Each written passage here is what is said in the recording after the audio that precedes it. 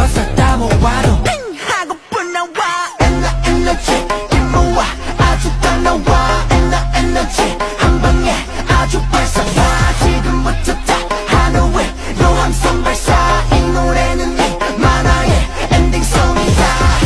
Assalamualaikum warahmatullahi wabarakatuh. Perkenalkan kami dari kelas 2 Fakultas PPK Kasutan Perpaduan dari kelas 10 dan 3 akan mempresentasikan tentang materi cara berpikir kronologis, diakronik, sinkronik dalam pengertian sejarah. Berikut materi. Di sini saya akan menjelaskan tentang cara berpikir kronologis dalam mempelajari sejarah. Sejarah akan mengajarkan kepada kita cara berpikir kronologis. Artinya, berpikir secara runtuh sesuai dengan urutan waktu terjadinya suatu peristiwa.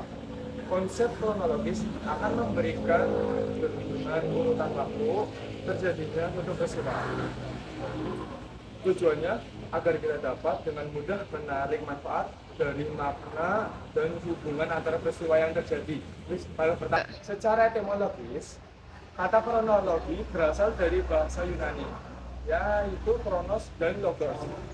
Kronos berarti waktu, dan logos berarti uraian atau ilmu. Jadi, kronologi adalah ilmu tentang waktu yang membantu untuk menyusun peristiwa atau kejadian sejarah sesuai urutan waktu terjadinya. Peristiwa sejarah diawali sejak keberadaan manusia di muka bumi. Kronologi sangat penting agar terhindar dari anakronisme. Anakronisme adalah penempatan peristiwa, latar, setting, tokoh, maupun dialog yang tidak sesuai dengan tempat dan waktu terjadinya peristiwa. Kronologi juga membantu kita agar dengan mudah dapat menjadi suatu tempat yang berbeda. Contohnya, pada Agustus 1945, pihak sekutu menjatuhkan bom atom di Hiroshima dan Nagasaki, mengakibatkan kekalahan Jepang pada bulan dan tahun yang sama. Bangsa Indonesia memproklamasikan kemerdekaan. Saya akan menjelaskan materi tentang diakronik dalam mempelajari sejarah. Secara etimologis, kata diakronik berasal dari bahasa Yunani yaitu dia dan chronos. Dia mempunyai arti melintas, melampaui, atau melalui. Sedangkan chronos berarti waktu. Jadi diakronik berarti sesuatu yang melintas, melalui, dan melampaui dalam batasan waktu. Contohnya sebagai berikut. 1. Masa pemerintahan Raja Hayam Wuruk berlangsung antara tahun 1350 sampai 1389. 2. Perang di Ponorogo. Perang Jawa berlangsung antara tahun 1825 sampai 1840.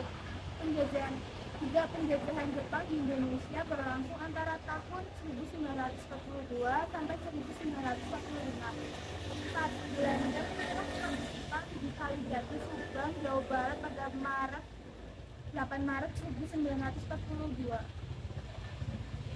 Cara berpikir diakronik mengajarkan kepada kita untuk lebih teliti dalam mengamati gejala atau fenomena tertentu atau kejadian pada waktu tertentu. Sebagai contoh, 1. Zaman praaksara, yaitu juga disebut dengan zaman prasejarah, yaitu zaman yang dimulai sejak manusia belum mengenal tulisan hingga ditemukannya tulisan.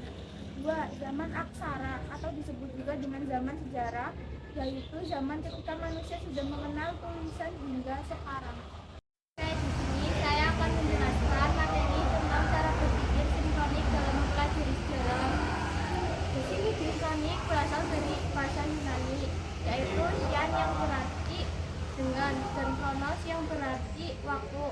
Adapun dalam Kamus Besar Bahasa Indonesia, sinkronik diartikan sebagai segala sesuatu yang bersangkutan dengan peristiwa yang terjadi pada suatu masa. Kajian sejarah secara sinkronik artinya mempelajari peristiwa sejarah dengan segala aspeknya pada masa atau waktu tertentu. Secara umum, sinkronik mempunyai ciri-ciri sebagai berikut. 1. Mengkaji peristiwa sejarah yang terjadi pada masa tertentu. 2. Menitikberatkan kajian peristiwa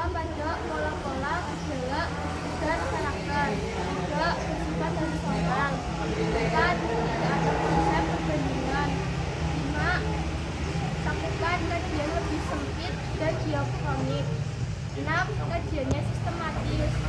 7. Sifat kajian mendalam.